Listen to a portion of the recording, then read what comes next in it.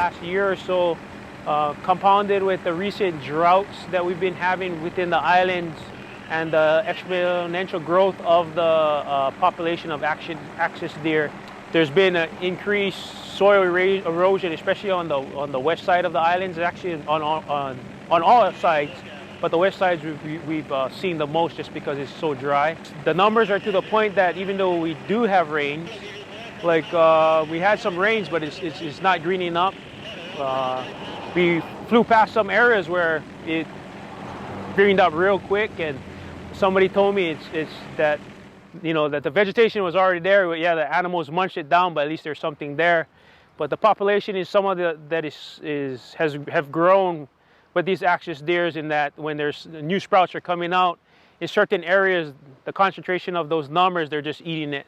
So it's always bare dirt. The land doesn't have time to you know, put out some fresh vegetation, you know, which is part of the need to retain that soil. Yeah, so there's different, you know, techniques of curling the herds. There is some on the island. There is some private landowners that they do it themselves.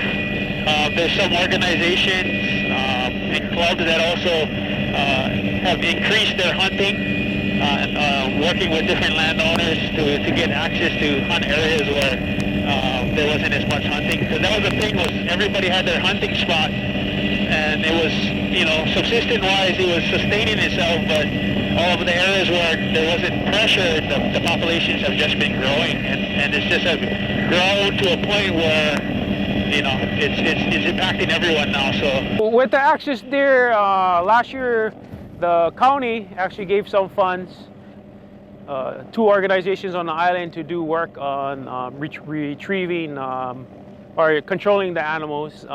Community members and organizations have also stepped up and been hunting more.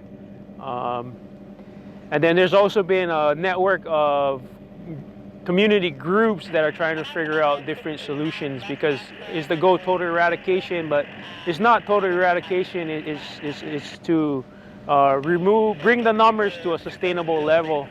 But there's 2 parts on that. One part is not just having a certain amount of deer, but having the right amount of deer for the area in which it is at.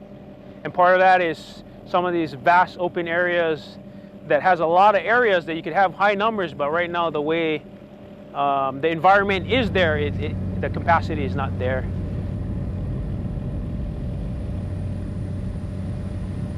They're getting into that rutting season where they start rubbing the velvet off their horns. They also sometimes, for some of the smaller trees, they debark the whole tree, kind of girdle it, and then they'll kill it off just from rubbing the bark off of the trees.